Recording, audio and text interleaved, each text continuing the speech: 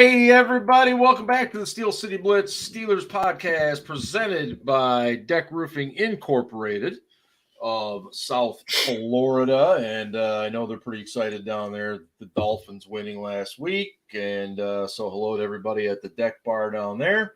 And I would just like to start out on this program by reprimanding each and every one of you for picking the Bengals to win last week. You're all awful fans, awful people. How you could ever go against the Bengals or against the Steelers, I have no idea. But ultimately, the Steelers pulled out a victory, and I should add myself in that chastising because I also picked the Bengals.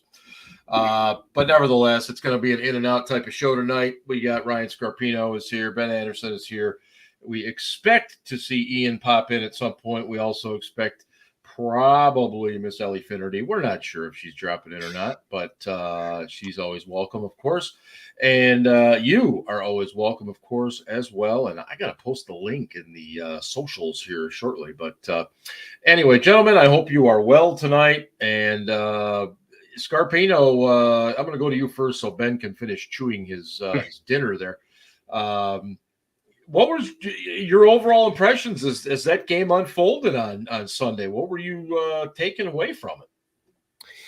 Yeah, last week I said that I thought that game was more about the Bengals than it was the Steelers because I expected the Steelers defense, or I'm sorry, I thought that the formula for success for the Steelers was their defense was going to play really well. I didn't think they'd play that well.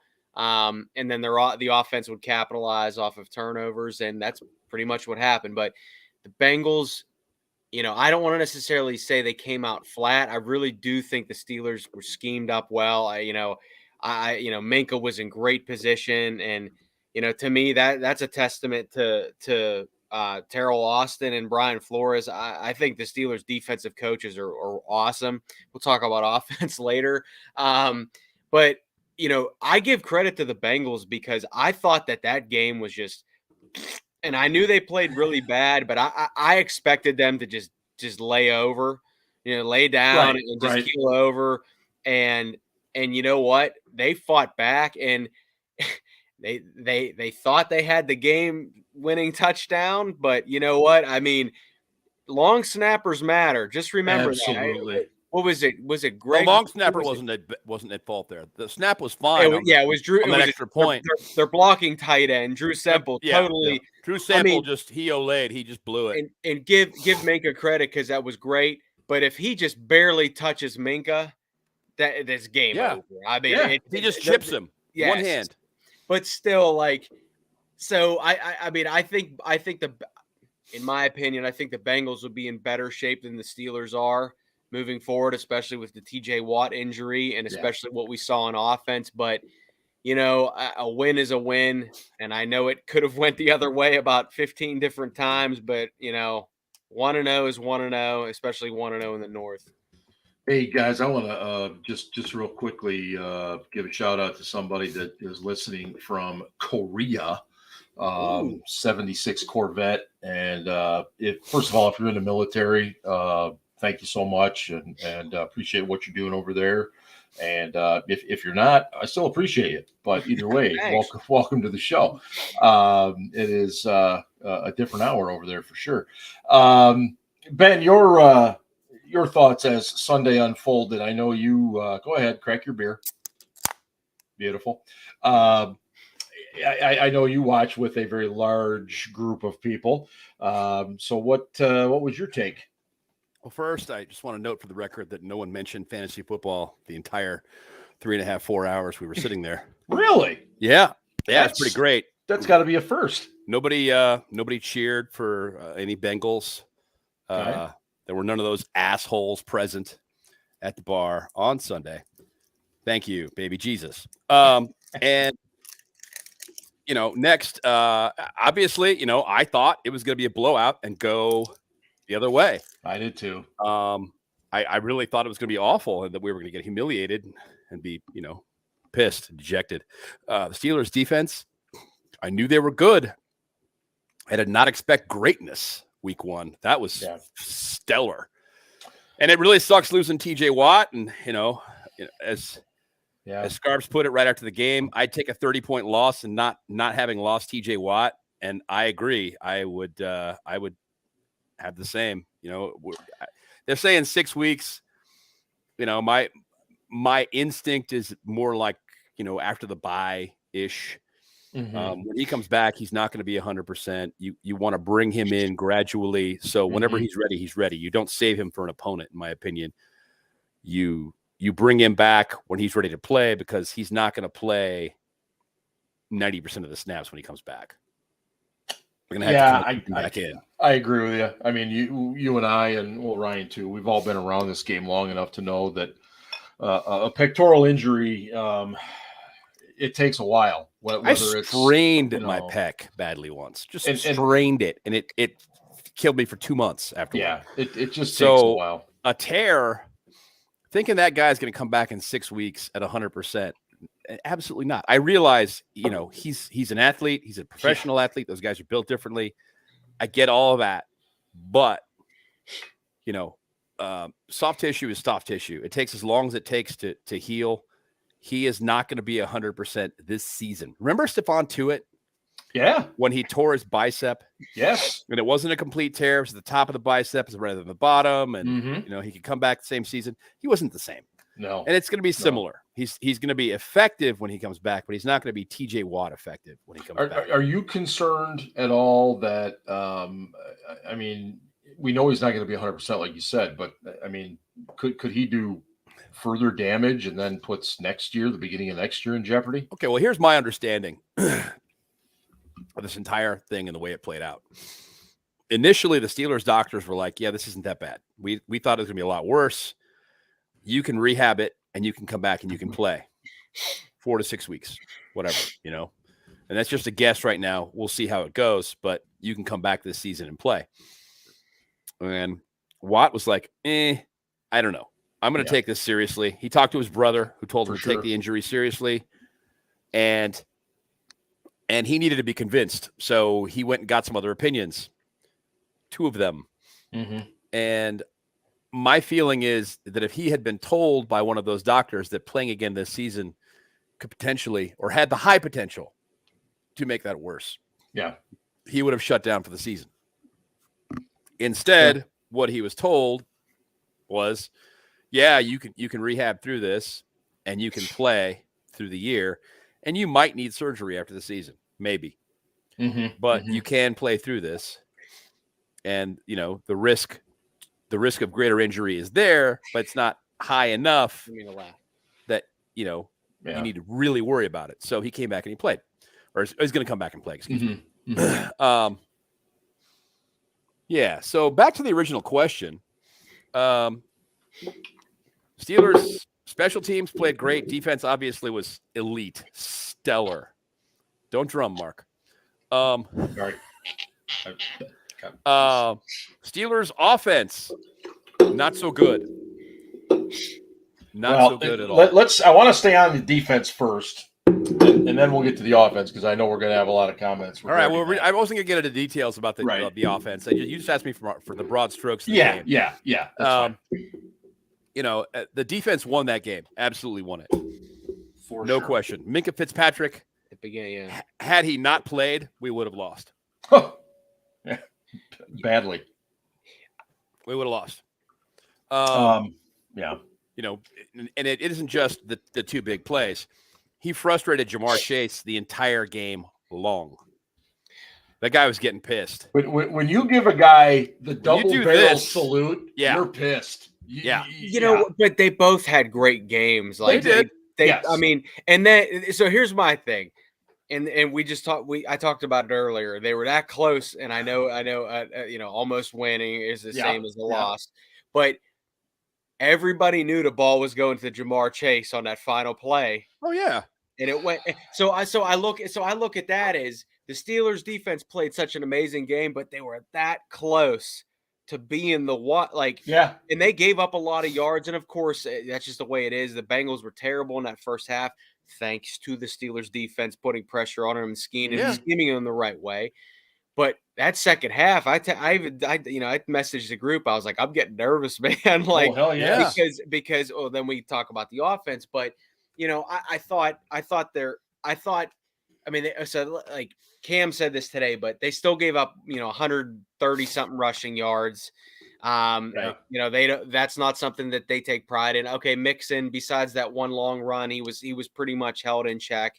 But from my perspective, and this happens, this is the way it is, but the guys made plays. Like I don't know if I can recall that many times like a defensive back or a group of defensive backs, including Minka, made plays like instinctive plays, like whether it was Cam Sutton's interception or just tackling or just being where you needed to be. And I think that, in my opinion, I think that's credit to Terrell Austin. I really do. And this is no disrespect to Keith Butler, but I just think that like what we're used to seeing, like Vince Williams on Keenan Allen in clutch situations. No, that's not happening. No, I it didn't don't happen. think that's No. going to happen moving forward. Hallelujah, Well, I think since we're talking about little things. Well, Ben, let me jump in real the- quick because you said ahead. this, and I think this is a very, very important point. You made this comment during the game that the tackling, That's where I was going. was better. So I'll just leave it to you. Go ahead. The biggest thing that jumped out to me during the first half was they were coming to a point of balance and then making the tackle consistently, all of them. They weren't just trying to fly through the ball carrier, fly through the backfield, passing the play, trying to get there as fast as they possibly could. They would get there quickly and then slow down, come to a point of balance, and stop the ball carrier. And that, to me, was, I think, the biggest reason that the defense was different. Now, yes, the defensive front was looking for every opportunity they possibly could find to bat down balls. There were 2 picks along the defensive front. Yeah. That was insane. 2 forced fumbles, 1 that we collected, 7 sacks. Joe Burrow himself had 5 turnovers. I mean, I never dreamed that was going to happen. Never. Neither did I. And when you look at that part of it and all of the gifts that the defense gave to the offense, the Steelers should have won by 21. Yeah. Not by 3 in overtime. No, you'll get no argument here. Okay. So the offense, not very good. No. The tackling stood out to me. Icy light? And then, is that what are you drinking, Scarps? No, it's No. that. It's something fancy. I don't know. Leffy. I don't fucking know. It's Belgian ale. Holy jeez, you can't even Leffe. pronounce a damn thing. Whatever. Just the communication looked smoother. I mean, you can't say enough about Minka. I mean, just what a difference from last year, where he had to be the guy coming down to the box and making a tackle because the run defense was so bad. Now you saw what happened when the run defense is a little better. He can sit back and just play. He can just freelance. Which oh my God! What a difference! Yeah. And obviously, Watt was tremendous. Cam had a great day. I think Larry Ogunjobi made Larry Ogunjobi balled out. Yep, Yeah, he made played some well. terrific. That plays. was a good signing, man. Right, and I think it's great. I think it's going to give Tyson Alu enough breathers where he's going to be in a situation he's not going to feel like he's got all the pressure on him. He's not going to feel like he's 35. Well, that too. And let me get to what had been the elephant in the room for a long, long time, in the name of Devin Bush. He had a nice game. Ryan, what'd you think? He must have been listening to podcasts last week. I mean, again, like we talked about this last week. Like we all knew who was going to step up, and I don't think we knew that they were going to step up as much as they did. No. But I mean, again, if there was a time when Devin Bush, and listen, I'm not going to sit here and say he was all pro or a pro bowler, but he didn't make, at least from my point of view, I'm sure he made mistakes if the coaches said it, but There was never a play where I was like, oh, he sucks. Like, you know what I mean? Like, and that's I thought he was pretty assignment sound. Now there were moments where he didn't execute perfectly. Sure. But he was where he was supposed to be when the play was in his area, in his vicinity. He definitely looked interested, right? Yeah. Like, right? Like he was there to play. Like no it question. Didn't look like he was just like there for fun. Like he was not there for a paycheck. He was there. He was there to play, and he played pretty well. I'd like to see more of that. I would too. And Ben, I'll ask you real quick. What did you make of the rotation? I did not think, even with Bush being kind of as iffy as he's been, I didn't think we'd see Spillane that much. Robert Spillane on third down was pissing me the fuck off. Okay. He can't cover anyone. He can't. No. All right. No. And his tackling wasn't that great on Sunday. It's like, this is the thing we need you to do. That big tight end coming through the middle, catching the ball 2 yards short of the first down. We need you to stop him. That's why you're there. And you can't even fucking do that. Why are you on the field? You can't cover. They know they're going to get a completion to that guy that you're covering, but then stop him. I think that, Ben, no, I agree. It ended up being three or four defensive backs played like 100 snaps. Yeah. Something like that. Yeah. Which is insane. But I think that they were being cognizant of the fact that it was sticky. It was definitely sticky in Pittsburgh last Sunday. And they were talking about, like, you could feel the air. I think that they were really just trying to help with conditioning. And that makes sense. I agree with you, Ben, though. Like, to me, I'm done with the Spillane experiment. He's a good backup on occasion, but Spillane seems like a good dude too. I don't want to give anybody the idea I agree. that I have something personal against him. I don't. No. It's just, God. Yeah, play better. I think we were enamored 2 years ago. He had the big hit on Derrick Henry. He had the pick six in Baltimore. And I think when those things happen, people all of a sudden get a very overinflated opinion of a player. And again, I would echo what you were saying, Ben. Great guy, hard worker, guy has busted his ass. Man. It's just, you are what you are, and ultimately what he is a throwback linebacker that just doesn't fit, especially as it pertains to coverage in today's NFL. Well, Spillane is not a guy who should be playing how many snaps?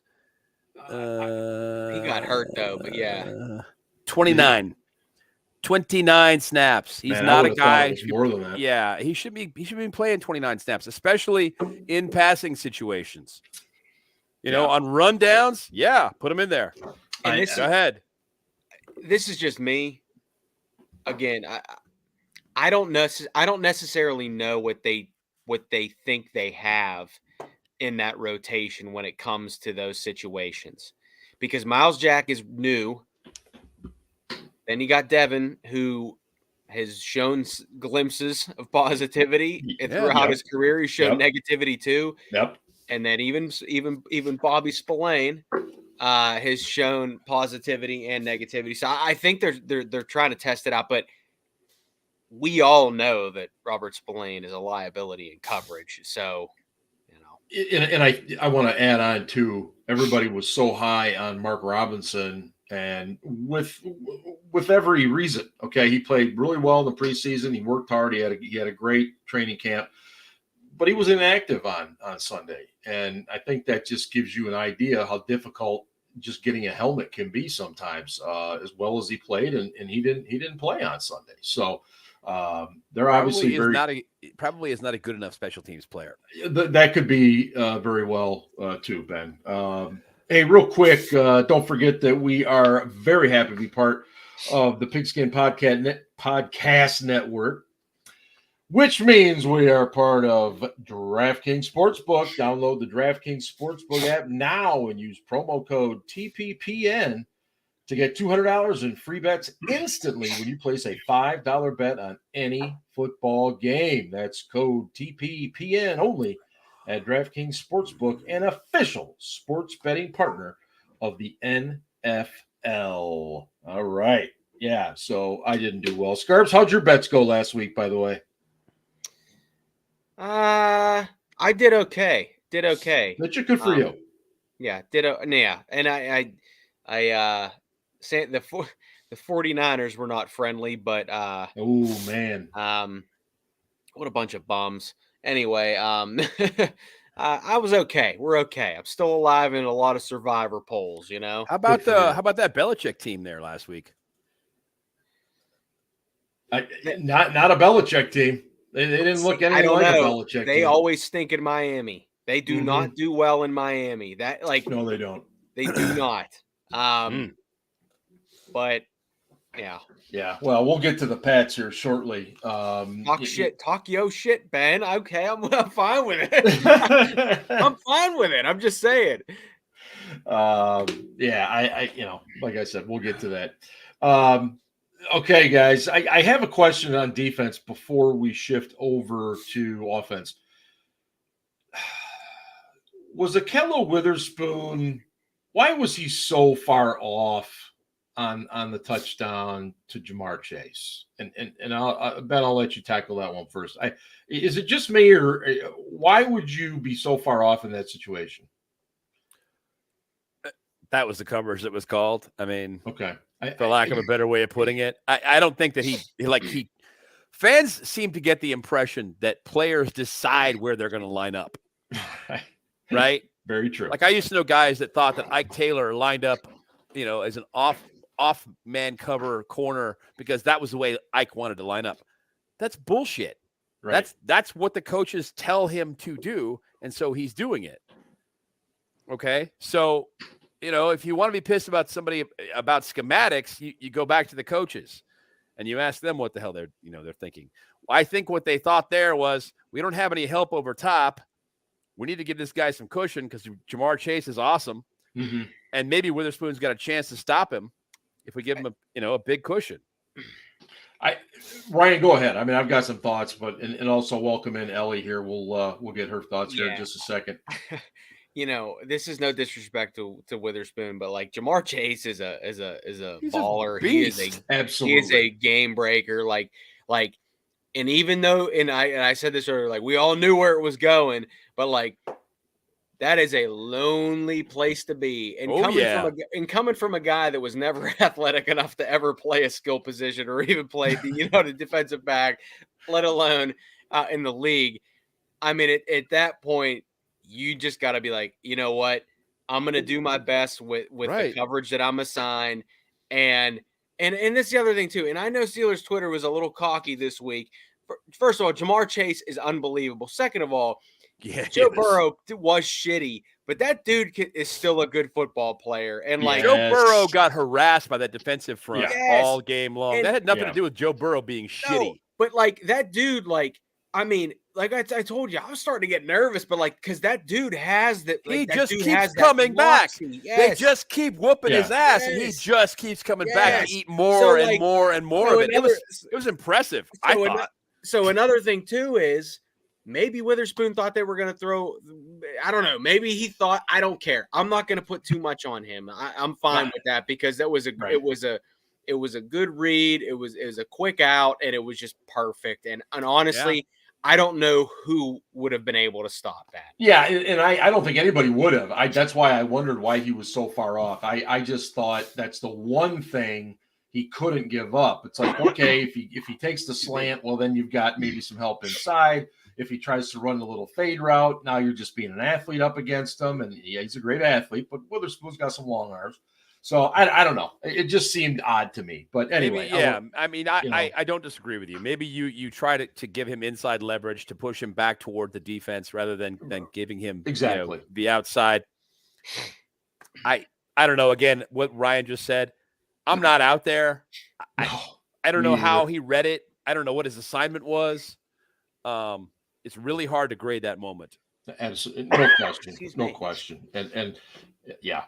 Anyway, Miss Ellie, how are you this fine evening? Good, thank you. How are you? Wonderful. We're doing great. It's a victory week, as you well know. Just real quick, what were your thoughts Sunday watching this? Because we all had the Cincinnati Bengals beating the Steelers, and I don't think any of us had this less than a 10-point win. So as this is unfolding, what's going through your head? I mean, if we're going to go based on our predictions, then I guess you would call it very successful. Didn't you pick the Steelers? No, I actually didn't. And then you told me how I was changing as a person because I was becoming. Well, actually, I was chastising all of them. Right. Not you, Ellie. Just us. No, I did not have them winning. I think all of us said they were going to lose this. We did. So I guess from that perspective, it's successful. I think there were moments, and certainly the defense, where you could say amazing the way they stepped up and definitely things we wanted to see. But what I really wanted to see, kind of what happened on defense, but happening offensively. And really, we didn't see too much of that at all. So I'm still worried moving into the next week. Well, join the club. So let's talk a little offense here. Ryan, what was your just overall take on Mitch Trubisky? Let's just start with the quarterback play. Oh, We for those out there, we do this. We talk amongst ourselves. And we talk I shit just amongst ourselves all the time. I just, to me, I thought Mitch threw off his back foot way too many times. I thought that he did push the ball down the field. I think he tied for the most attempts 20 yards down the field in the league, but he definitely missed some throws. Yep. He looked hesitant. God bless him. He found Muth when it mattered most.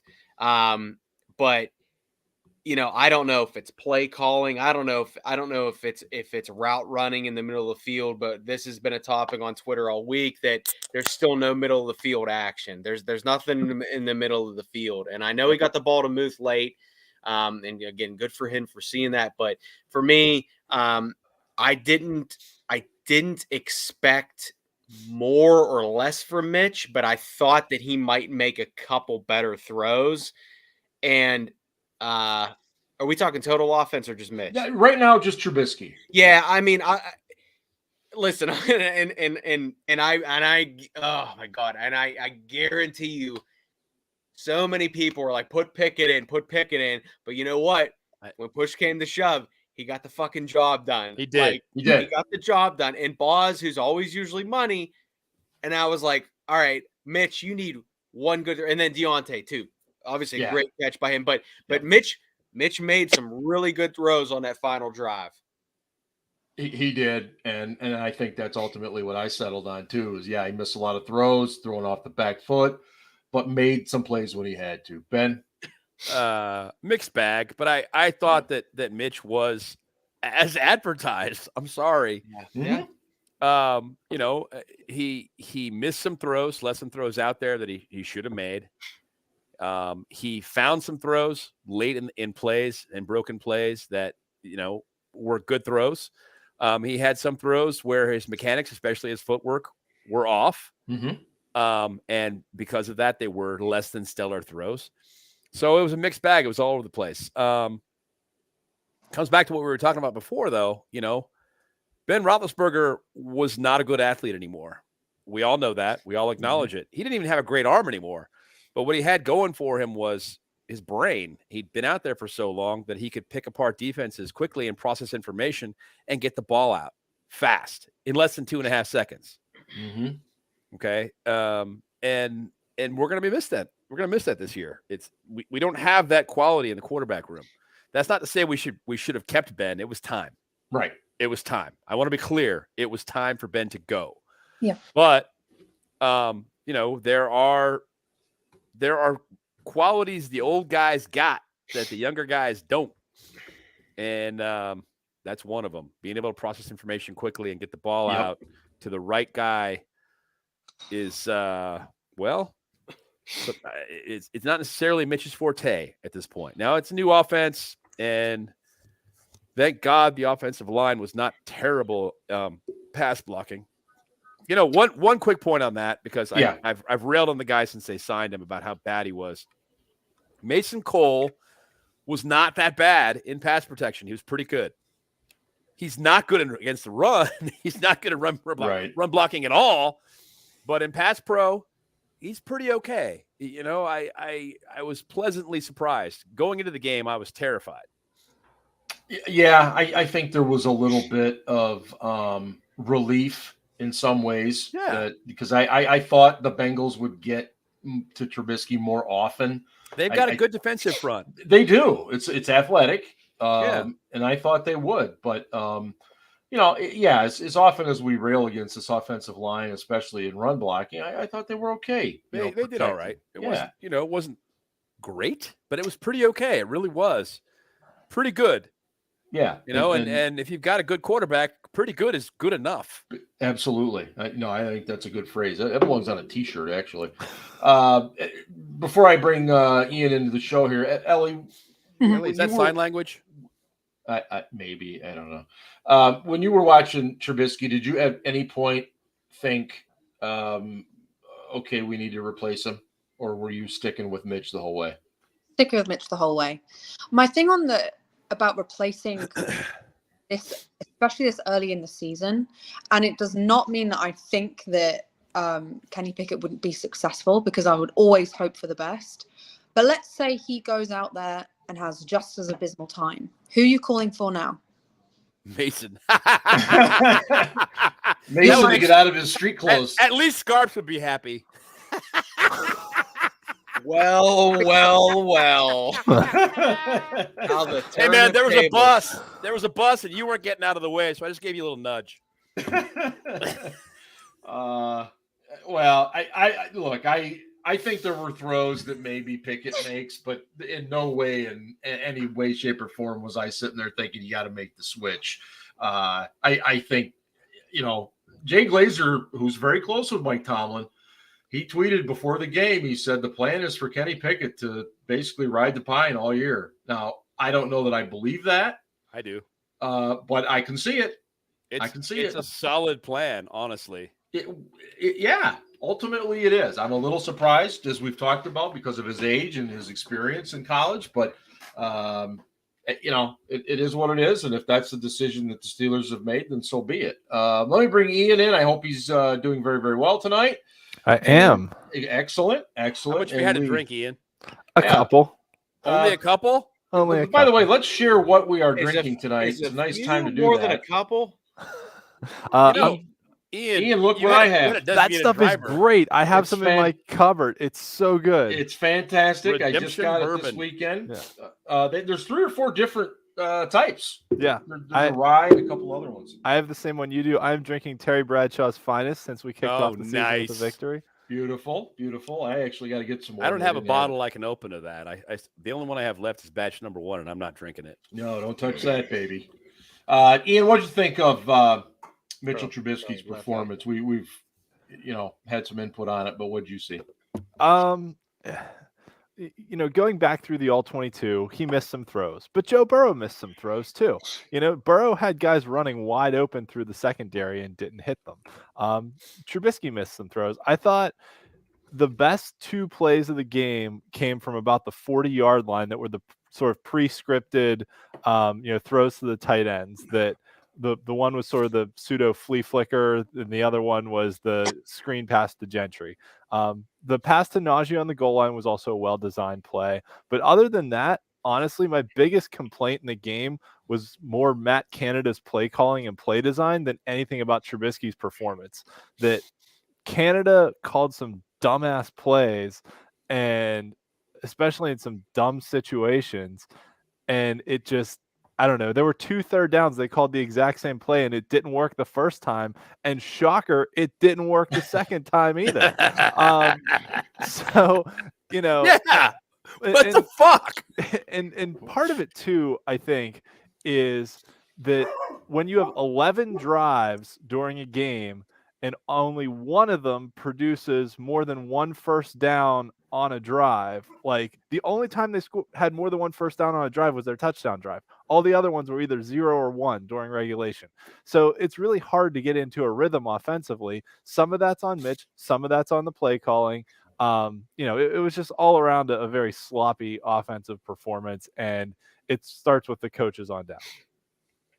Well, let's dive into Mr. Matt north of the border. I am. I will say, since I joined late, I am wearing my Minka Mania shirt. Oh, outstanding. That you can find Yeah. on the DC4L site, I still believe. Yes, you can. I'm wearing a shirt I found in the strip for like $6. Oh, I know exactly where you found it too. You got it for about $6. Canada. Okay. Scarps. Stop. Apparently we're getting in the way of Scarps, whatever the hell he's doing there. I'm watching a game. Oh, Jesus, this guy. Am I not allowed? Nah, fucking with you. He's multitasking. What did you think of Matt Canada in the post-Ben era? Well, besides quarterback mobility, it looked awfully similar. I can't believe I'm going to fucking defend this guy, but Okay. I feel like Canada dry. This is I can't even describe what kind of Canada Dry this is. This is definitely not the Canada Dry like ginger ale lemonade combo. It's terrible. I feel like they don't trust the line, or Canada doesn't trust the line. Because would you? No, I wouldn't. I wouldn't, but I wouldn't. But my thing is, then what have you been investing your picks in? You're preaching to gonna the choir, okay, buddy. Okay. So anyway, so that's fine. So getting back to Canada, if they're not trusting their line, then is he doing cute ass things to disguise their blemishes? It's like, listen, dude, we all know you got pimples. Like you don't gotta lie to me. So, and I think I might have tweeted this the other day, or maybe I just texted it to y'all, but I was like, I need another jet sweep. I need another chase. Did you notice, Ryan, the misdirection on all those jet sweeps was fooling the cameramen, but not fooling the Bengals? Yes. So like, and that's the other thing. Like, once again, like, Chase Claypool was your leading rusher, and they spent a first round pick on Najee Harris. And listen, I'm not going to shit on Najee. I'm not going to do that. Oh, hell no. But Najee did not look good the other day. He looked hurt. He looked slow. Doesn't look healthy. I don't know if that. He's and not I don't know if 100%. that's. That's a topic of conversation for another thing. Anyway, getting back to Canada, I think Canada, I can't believe I'm defending him. This might be the last week of this. I think he's doing the best he can with what he has because he doesn't want to throw anybody under the bus. But then when he talks to the media, he basically is like, I think our O-line's fine. Maybe what you're tell them they saying, suck. Light a fire under their ass. Do something. But like the dude is so bland. I can't even describe. Yeah. I can't even describe it. Like, because you know what? Chase Claypool had a great rookie year. Remember, he had all those touchdowns, and then all the teams figured out. I'm going to tell you, and we're going to talk about this eventually, but all the Steeler fans out there right now that are like, oh, we're going to beat the Patriots. Do you still know who is their head coach? Do you not think right now he's like literally thinking, oh, they don't have TJ Watt. They got this bum ass offense. Like we're going to be 1-1. Like, do you think, and I know Matt Patricia's calling the plays, but when it comes down to which is its own comedy show. Yes. Yeah. But do you not think Bill Belichick is telling Matt Patricia what they need to do this week, or he's telling his son or Gerard Mayo, hey, here's what we need to do on defense this week? So I think interesting that Scarps basically just compared Matt Canada to Mason Rudolph. So Mason Rudolph is the I hate you. Sakes. Matt Canada is the Mason Rudolph of offensive coordinators. He's just trying to make it easy on the team and keep it really bland. Interesting subplot. I don't know if you guys talked about this before I got on, but Brian Flores has had a lot of success against Bill Belichick teams in the past. Sorry, Big Ben's burner. I'm just listen. I get told all the time I'm too negative. So I'm trying to be a little bit more positive. No, man. He's a fucking naysayer. He tries to play devil's advocate all the time. This is just Scarps. This is what he does. That He's is like, not but I'm leaving. I'm leaving permanently. You are not. I'm going to Canada. Blame I'm just kidding. Canada. I'm just kidding. Blame Yeah, Canada. there we go. We'll be singing that song by the end of the season. We should note this moment right now on the podcast because Ian just came up with the song. Blame Canada. Yeah, from the South Park movie. Look at Scarps had to like check out for a minute. Look at that. He's either Aaron with the power of positivity. he's either pissing or he's getting another beer. One of the two. Hey, Aaron, really happy to hear about your fantasy team. Yeah, Piss off. You can tell Ben's ecstatic. Ellie, could you tell when a jet sweep was coming? Were you starting to get the feeling? Oh, here it is again. Here it is again. I mean, yes, I did feel that it was repetitive is definitely the word that I would use to describe our offense for a number of years. I don't really always feel a great difference between where we were before Canada and where we are now.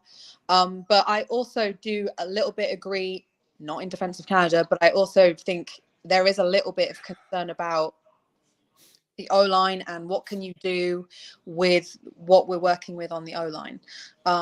So I'm sure that maybe factors in, but I agree that by the end of this season, Canada's name will be, if it's not already, will be dirt, because I can see people just turning and blaming him constantly, rightfully so in many ways. But I think because we've all said this is the season for him to prove. This is the one where everybody wants to see big changes and wants to see this more dynamic offense that we were promised from his college days. And one game, but so far, no. Hey, I mean, I'll say this: he got Derek White on the field more than we've ever seen.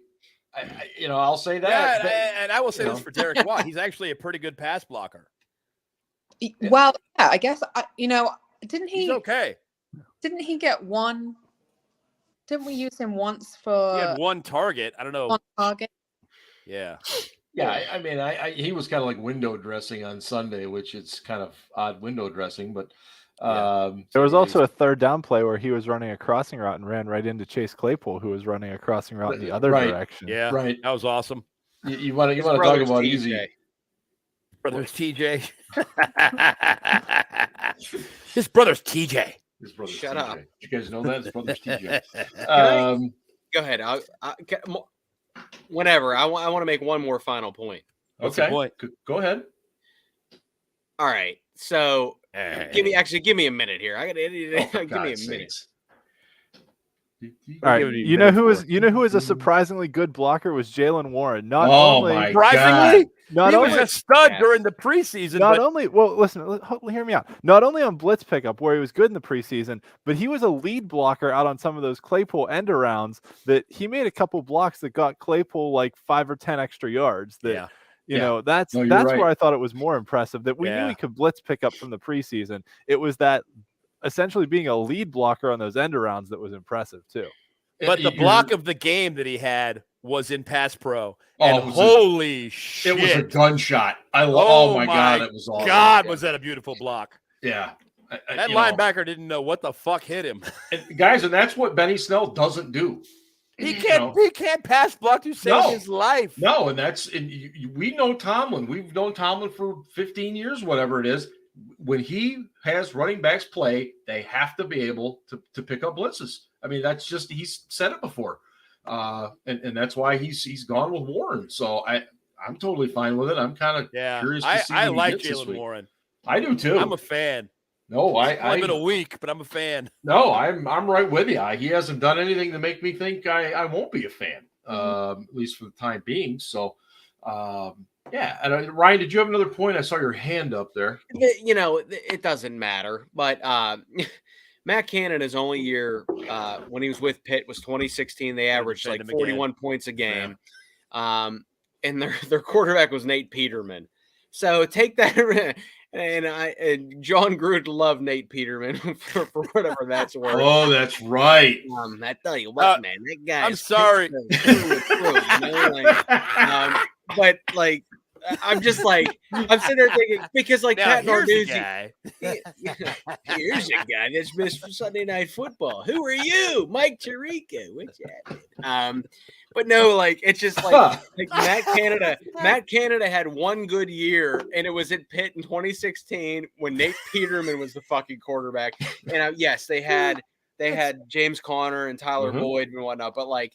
I don't know. Like I tweeted this the other day. I'm defending Matt Canada now, but I don't know how Matt Canada even got the fucking job, let alone he's still the offensive coordinator this far along. I know. Yeah. And I agree with you. And here's the other thing is the reason that Matt Canada's expectations were high, if you will, going into this offseason was fucking Pitt fans that watched him that 1 year. Sure. And they equate 5 years ago. They equate ACC football to the NFL, which I'm sorry, it's a giant fucking difference. Okay. Yeah. There are lots. Steve Spurrier, he was a great offensive coordinator in college. Couldn't do shit in the NFL. No. Didn't do a fucking thing. He was awful. All right. No. So just because it worked in college doesn't mean it'll work in the NFL where everyone is good. Everyone. I want to get to the comment that's up there, Steelers Freak saying Harris's vision, is he missing small holes? He's just hitting not firing off very fast right now. He's not firing off very fast. No. And I didn't see many holes that he missed. When I went back and watched it, there weren't really any holes there to speak of. But his vision wasn't great last year. You know, it was kind of let's put it this way. He was used to Alabama holes. All right. And he wasn't getting holes like that in Pittsburgh. Mm-mm. So it was a wake up call, well, you know. Well, and Ian, let me ask you this question. Does that happen a little bit if your offensive line is not good? Do you start to question where the hole is? You do a little bit, and part of the There's problem, a lot of loaded questions here. Yeah. Tonight. And part of the problem is Ian. The whole Justin Herbert's dead. That's great. The hole you see might not be the hole that's there by the time you get there. Absolutely. There was a play. It was in the first half of the game that I remember watching live and saying, "Oh, Najee had a hole to the outside. Why didn't he bounce it out there?" And then when I watched it on the All-22 and you see the end zone view from behind him, you're like, "Oh, because it looks like he's got a giant friggin' hole between the guard and tackle that he can just run through." Mm-hmm. The problem was that Dan Moore got put on skates and got run right through the hole, so that by the time Najee saw the hole, made the cut, like Dan Moore's guy took him right into the hole that Najee saw. So like when I saw it live, my thought was Najee missed bouncing that outside. But when you see it from the end zone view, you're like, oh, there's a giant hole there. I understand why he ran through that. It was just that Dan Moore was terrible at run blocking the whole game. He was just on skates all game. No, you're exactly right. Honestly, a lot of the issue I saw with the run blocking was the backside blocking. The guys were blowing blocks on the backside, and defenders were coming around, crashing down the line and catching Najee as he was getting into the hole. So there may have been a hole there, but those backside blocks are important to keep people from crashing down across the line. Absolutely correct. Yeah. No, I know it was a loaded question, but I think it bore out some explanation because holes in the NFL are much different than they are in college. When they open, they close very quickly. Sometimes they look like they're there, they're really not. And he did, I agree with what Freak is saying. He looks like he's looking for something, thinking it's going to be there, and it's just not. I thought that he Sunday anyway. He couldn't fire off. He didn't look healthy. He just did not look healthy. It looked to me like everything was a delay run. Everything. Yeah, I agree. And that may have been partly play calling. Don't get me wrong, but it looked to me like he was waiting. and he wasn't firing off. Even last season, at least, even when he guessed wrong, he fired off into the hole. And this year, he didn't do it. No, I agree, and I just put a comment up there from Big Ben Burner, and I'm going to get to that in a second. They did that on the goal line. They had Gunner blocking on the goal line, trying to seal the edge. Like, this is the stupid shit that they did last year, where they were like, "Oh yeah, let's put Ray McLeod on the goal line." And I mean, honestly, if Gunner had gotten linebacker. fucking dirty and tried to go down by his knees, I would have been fine with that. But he didn't. He just tried to take him off, around the gut, the numbers. I was like, you're going to get tossed into the fucking stands, dude. Yeah, the effort's there with Gunner. Don't you talk about Gunner that way? Gunner's. I like Gunner. I like him really a lot. has impressed me. I agree. Yeah. I agree. Hey, real quick, we are excited though. to be lined up with Raycon. Raycon featuring new earbuds and stuff. And right now, if you go to buyraycon.com today and use code TPPN15 to get 15% off your Raycon order, that's code TPPN at buyraycon.com to score the 15% off. Buyraycon.com, code TPPN. These are very different than AirPods. They kind of sit in the hole of your ear versus kind of dropping out. They got customizable profiles, earbud functions. Great for just about any type of listening. So jump on that if you are in the market for those. It's in the hole. It's in the hole.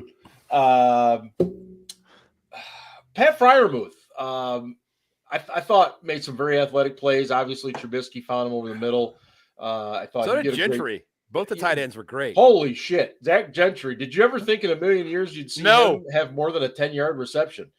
Good for Zach. Very likable guy. Good for him. Anybody else offensively that you think you can build on? I mean, here's a question a lot of Steelers fans were asking, Scarpino. Where was George Pickens? All right, I'm going to start out with some positives before I troll. I think Mitch might have had him on a couple throws if he had a better throw. One for sure down the right sideline. Yes. But now I'm going to troll. I was told George Pickens is going to bully people and he's going to fucking smack people over and all this shit. Preseason is preseason. Everybody that was all ready to throw Pickens in the fucking Hall of Fame was like, oh, where's this guy at? That shit doesn't fly in the regular season, okay? Like, this week, again, if you don't think Bill Belichick, Darth Vader, and his Darth Vader kid, but not Han Solo, I'm sorry, not Luke Skywalker. Sorry if I offend any Star Wars folks out there. Oh my God, Chief's about to make a house call. Here is a flag. Anyway, George Pickens got a little bit of the rookie medicine. I'm not giving up on him right now, but of course not. That's just One game. That's just the way it is. But he's not running people over. He's not blocking people off the line like everybody thought he was going to for fucking free clicks on fucking Twitter. I said it. I agree with everything that Ryan just said. Said it. However, this week, what Belichick will do every time you play him is take away your best offensive player. And your best offensive player right now is Deontay Johnson. That's fair. So Belichick will take him away, which will put pressure on Pickens, who will have single coverage most of the game, to step up and be a performer this week. And I'm fairly certain Mike Tomlin, who's been around for a little while, has already given George Pickens this speech. And maybe he's given the same talk to Chase Claypool. Yeah, that's what I was going to say, Ben. I bet you Claypool got it too. And been like, hey, you two. He's gonna bracket DJ all game long. Yeah. And take him away. And you two need to step up and make some plays. Ellie, what is your level of confidence as far as Ben just described? Deontay Johnson kind of gets taken out of the game, and now we have to find a guy to really rely on, whether it's Pickens, whether it's Claypool, maybe it's Freiermuth. I mean, what's your level of confidence that we can accomplish that, given the fact that Trubisky was and the offensive line, of course, was if we take away those two other factors just for a moment and talk about the guys that we're looking to utilize in those moments where DJ is unavailable, I think a really good positive, if I'm going to stay on the positive side of things, is you've just named 3 people that could step up, and that's 3 of potentially 4 or 5 others as well. So I think the person there, it's about making the connection. That's when you bring in Trubisky and the O-line. Have to look at those and discuss those factors. And I know we talk a lot about a role in what we can do offensively. So I'm confident in the receivers. I'm confident the people that making the plays. What I'm worried more about is before the throw, is before those the opportunities arise. It's those people, it's the line, it's Trubisky that need to step up to give those guys the opportunity to stand in for DJ when he's taken out of the game. So I'm confident in them. What we need is that step 1 to step up first. And that makes perfect sense, because if you don't have everything in place in the first place, then you're not going to be able to deliver the ball to those other 3 or 4 guys. Exactly. And that's we've seen that all too often in recent years. So Ian, if I said to you, what do you want to see? And that's what I will say to you. What do you want to see this week offensively? I mean, we've seen Matt Canada now. He's got a limited Najee Harris, I think. And if Rudolph of offensive coordinators. Yeah, that's funny. What are you looking for this week, Ian? I want to see touchdowns instead of field goals, and I want to see sustained drives. Please. Actually, more important, I want to see sustained drives. I want to see fewer 3 and outs, fewer 1 first down and outs. Like, actually, to his credit, Presley Harvin had a great friggin' game, and he had to, because they were punting a whole heck of a lot. But yeah, I want to see them sustain drives and get into some rhythm offensively.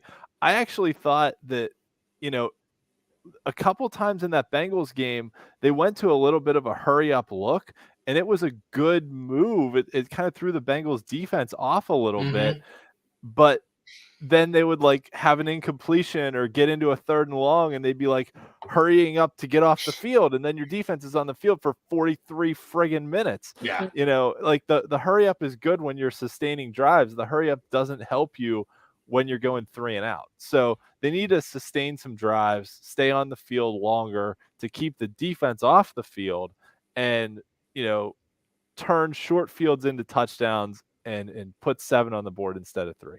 And why not, instead of the hurry up, as we've explained many times over the years of this show, why not just go to a no huddle, take your time, and you still burn a little bit of clock, but at the same time you're keeping the defense, because if they try to sub, then you just snap the ball. I don't know. I'm making it sound a lot easier than it is, but seems to me that'd be better. And I think the challenge is when you have so many new players on the field, right? You have a new quarterback, you have some new offensive linemen, you have receivers that haven't worked with this quarterback before.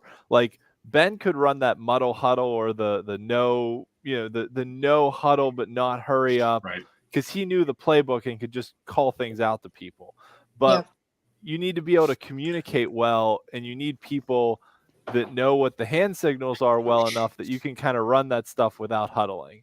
If you want to do that is the challenge. You need people, and really to do that, you have to be working together for a while and have that trust that, okay, I yelled that thing. I hope my receiver out there knows what he's doing. And as we've talked about on this show before, by the end of his career, Ben was just yelling out routes and being like, defense, I dare you to friggin' stop me, because I'm just going to tell you what we're going to run.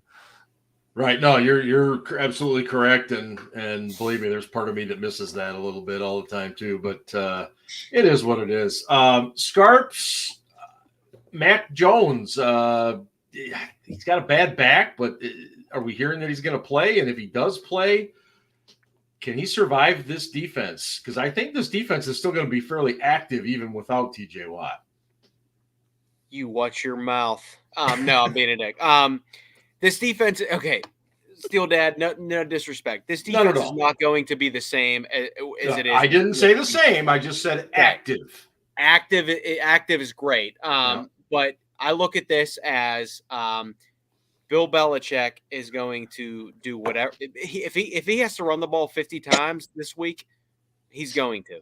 Yeah. That's just the way he is. I'm not going to say the Steelers defense is going to be bad without him, but I just don't like the best and worst case scenario happened against Cincinnati. They probably played the game of the season week 1. I don't know if they're ever. I mean, that's an historic day for the Steelers defense. So, Well, they kind of did last year, week 1 too. I mean, it was numbers wise, no, right. but it was a Herculean effort. But it's still the Patriots. I don't care if Tom Brady's there or not. They still have good coaches. This defense is going to miss TJ Watt, and I think you're going to see it on Sunday. Okay, that's fair. Ben, what do you expect to see from the Evil Empire come Sunday? They're 0-1 in that division. You cannot afford to get too far behind Buffalo. Buffalo's, they're running away with it. So, what do you expect to see from? As I've already pointed out, Emperor Hoodie. I expect to defensively take away our best player, right, which is Deontay.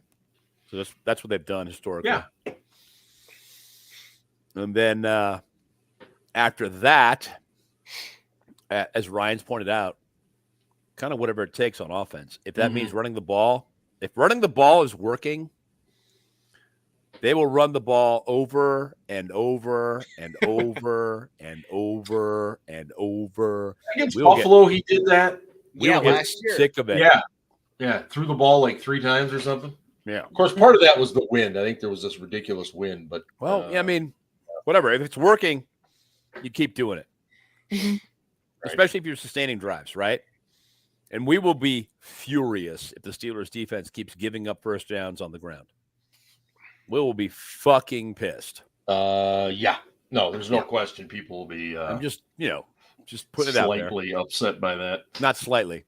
Significantly? Apoplectic would be the word I would use. So he's going to keep doing. Basically, what the Steelers need to do initially is stop the damn run. They got to stop the run. Okay. Yeah. And I thought they played. Granted, they gave up 133 yards because they had that one long run on 4th and 1 where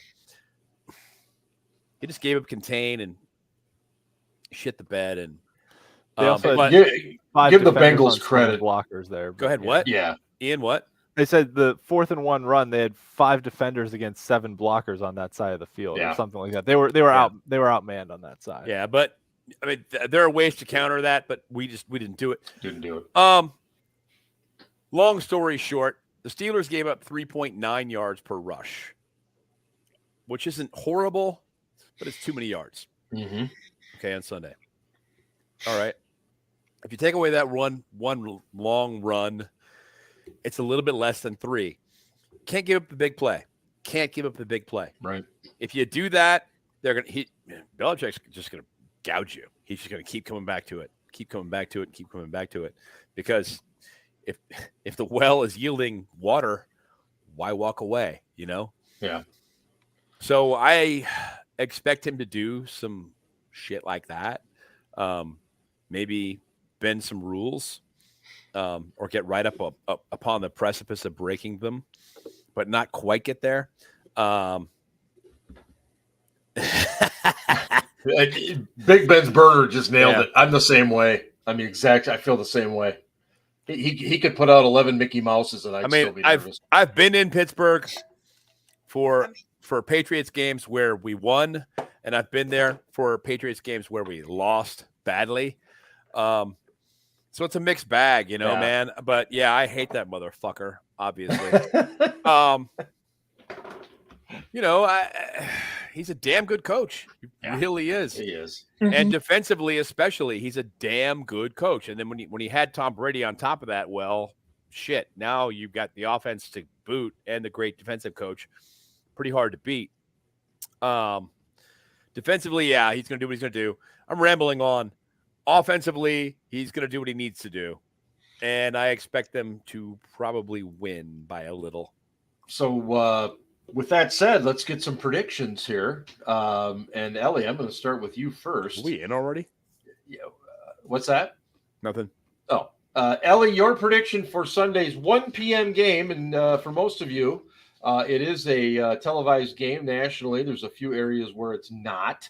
But again, for the second week in a row, the Steelers will have pretty much the nation's attention in the 1 o'clock window. Ellie, you believe the final score will be? Oh, God. I don't really have a score prediction because I really don't know how this one's going to go. Okay. But, it worked last week to be really negative. So I'm going to say that we lose, but we might not. Oh, jeez. I'm going to say, oh, God, this is a really tough one because I agree with everything Ben said about. Ellie's a little stitious. I like this. I am very, very superstitious. So now that we've all said lose, we must say that every week now until it breaks the curse. But I agree with everything Ben said about, I feel that the Patriots are a very adaptive team. If something's working, they're making it work. Adaptive. Yeah, that's a nice word for it. Yeah, Good word, yeah. That's fucking how cheaters. I feel about that team. Hate playing them. Hate that team.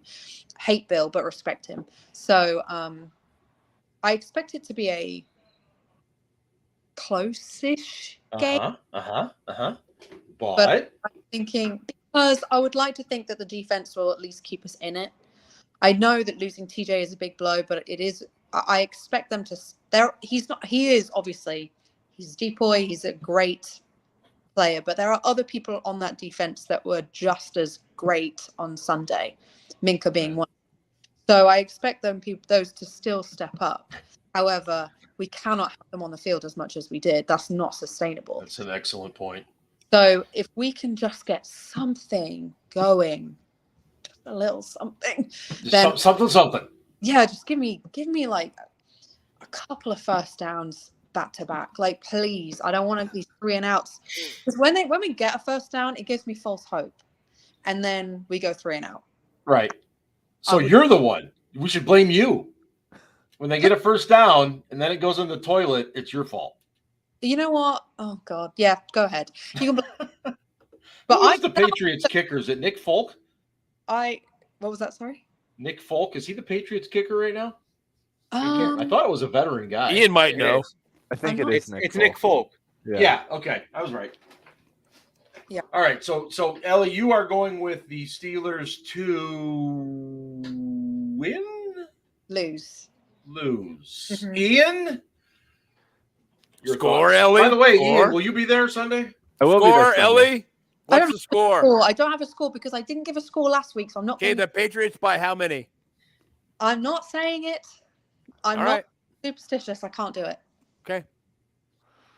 Okay. All right. So Ian will be in attendance at Heinz Acrisure Stadium. Acrisure as hell not calling it that. Yeah. Oh, I'm taking one of my kids. I'm not sure which one yet, so they'll probably hear some language come out of my mouth they haven't heard before. Oh, boy. Yeah. How do you decide, Ian? Well, there's 2 of them that are old enough to go. So Gotcha. one of them's going to this game and one of them's going to the Jets game, and they get to decide between themselves which one wants to go to which game. Oh. And then the other ones will just wait until they're older. So Gotcha. How old do you have to be to go to a Steelers game, Ian? Well, my dad took me when I was 5. And I kind of grew up at the stadium and I loved it. Now, I feel like that's a choice that each parent has to make depending on how mature your kids are. Last year I took my oldest 2 kids who at the time were 10 and 8. They're 11 and 9 now. So with my kids, I waited a little bit. My dad did not, but very fair. At any rate, good words though, didn't you? Oh yeah. At any rate, I'm gonna say God bless Mr. Means for that. I'm gonna say Steelers 19-13. Yes. There's gonna be a lot of friggin' field goals in this game. I have no confidence in it. Yeah. I'm basically at the point where I'm like, I think both teams could score 1 touchdown, and then whoever kicks more field goals wins. So I'm going to go with Steelers 19-13, basically meaning Boswell 4 field goals and Nick Folk 2 field goals. All right. Field goal contest for Ian. Mr. Scarpino.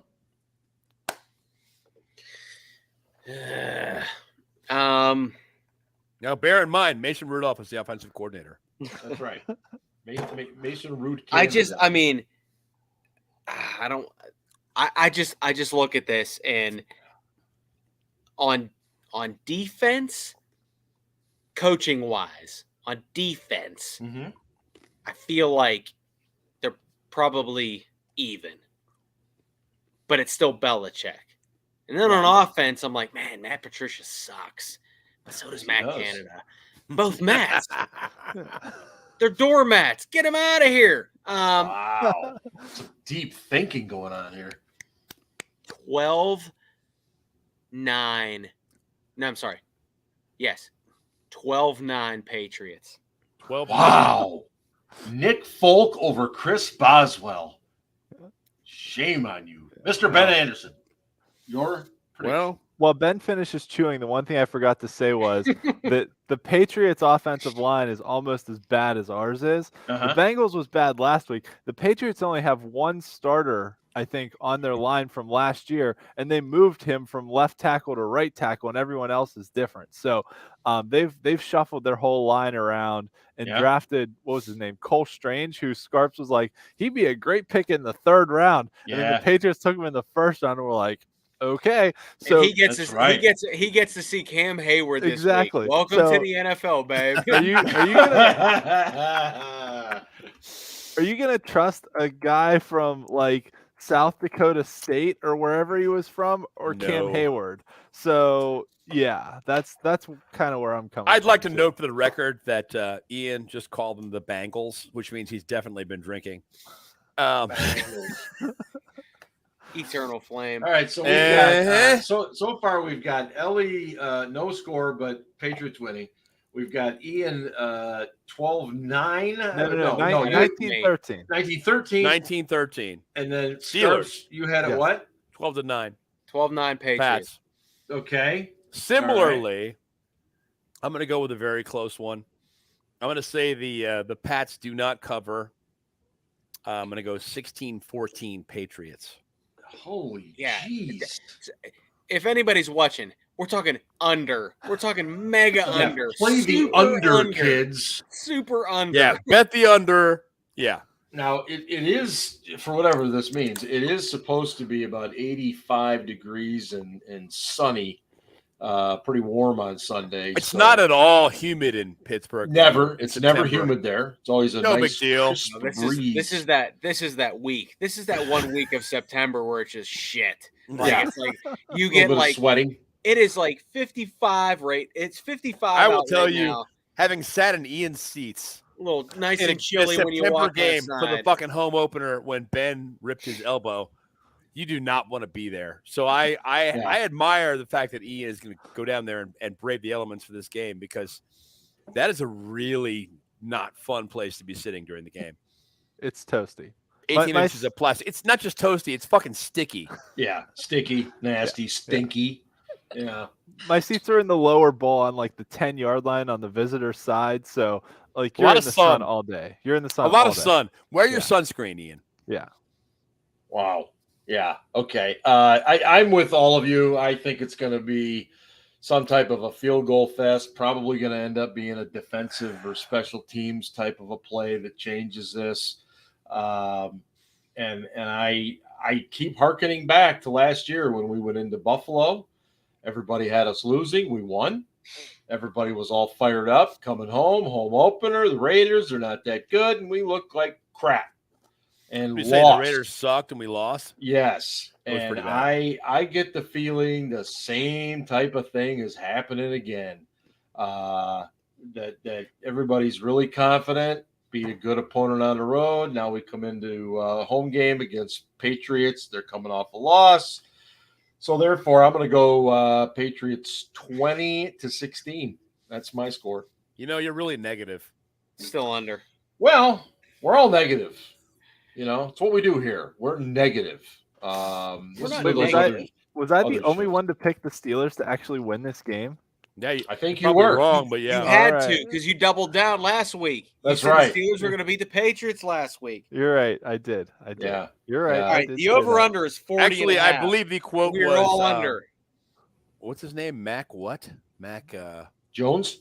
Jones. You said I Mac believe Jones The sucks. quote was Mac Jones sucks. that. Mhm. Oh, I think he I does. stand by But that. I What do you think, agree. Mitch Trubisky? What do you think about Mitch Trubisky right now? All right, small sample size. Like he wasn't out there enough for me to judge him adequately. How about his footwork? He's been in the league much longer than Mac Jones. Okay, Mitch Trubisky is a step above a career backup, whatever that is. Like journeyman starter, I guess. Like I'd liken him to a mid to late career Vinny Testaverde. How about that? Is Intercept Mac of Verdi? Jones? No. Mitch Trubisky. Oh, okay. Mitch is good enough to travel around and start for a year or two for a team while they break in a rookie Vinny quarterback. Testaverde literally put Rod Woodson into the Hall of Fame. Yes. Little more mobile than Vinny T. Yes. Yeah. But okay, maybe a little better than Ryan Fitzpatrick. And Ryan Fitzpatrick made a hell of a career for himself, Fitzpatrick is awesome. basically being the guy who would come in and start a couple games in front of a rookie.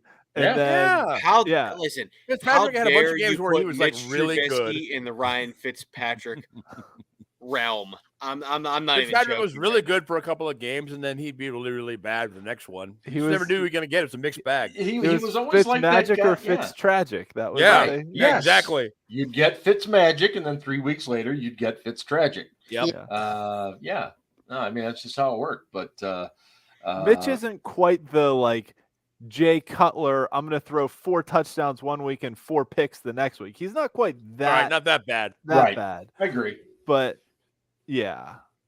So Ryan, you said how dare you? Is that in a how dare I sink Fitzpatrick to that level, or how dare I elevate, or how dare I put Mitch with him? Because Mitch is Wow. better. how dare you lower Fitzmagic to that level? Okay. I mean, based on career, Ryan Fitzpatrick is way better than Mitch Trubisky. Fair. Especially being undrafted. Or no, was he a 7th round pick out of Harvard? He was. Oh, I'm not sure. Ooh, I thought he was undrafted, but I could be wrong. I mean, we're talking the number 2 overall pick versus a guy that was either a 7th rounder or an undrafted guy. Right? Well, he was only the Right. number 2 overall pick because the Bears are idiots. But Yeah, they are Wow. dumb as You fuck. Yeah. They beat They the Niners traded- last week. God they- damn it! they traded up to take Mitch Trubisky in a draft that also had Patrick Mahomes. And Deshaun Watson. And and Deshaun Watson. Yeah. Yeah. Well, of course that was. Got to hand it to you. Now, it didn't really work out real well for Houston, No. but No. All right, we're getting out of here. Thanks for joining the show tonight. We will be back again next week to cover the Steelers game against the Patriots, and of course, look ahead to the Browns. I believe that's a Thursday nighter, isn't it? Ryan, Is did Ryan hang up? Yeah. So, damn, he left quick. What a the dick. hell? He's gonna get a freaking note in his mailbox in the morning. Oh, now he pops back in. Look at this guy. What I the have hell, no man? idea what What a happened. dick! What an asshole! I think I hit. Unbelievable. Listen, easy over Hey, here. hey, you're getting a message from HR, buddy. That's it. Anyway, yeah, so we got a quick Sorry. turnaround. We're going to have to do the show a little earlier next week because Right. of the Thursday nighter. So Oh, look for that yeah. coming. Yeah, look for Tuesday or Wednesday next week. Tuesday or Anyway, Wednesday? Um, Wednesday? Why would we do one on Wednesday? what? There's a I'm thinking game Monday, Thursday. Tuesday. Because we play Sunday, and then we Monday, turn around and go to Tuesday. Cleveland. We play the So yeah, Fighting we're gonna have to Elves. go early in the week. Monday or Tuesday. Why would you do it Yeah. on Wednesday? I would not probably, Yeah. more than likely. Anyway. You're an angry elf. You're an angry elf.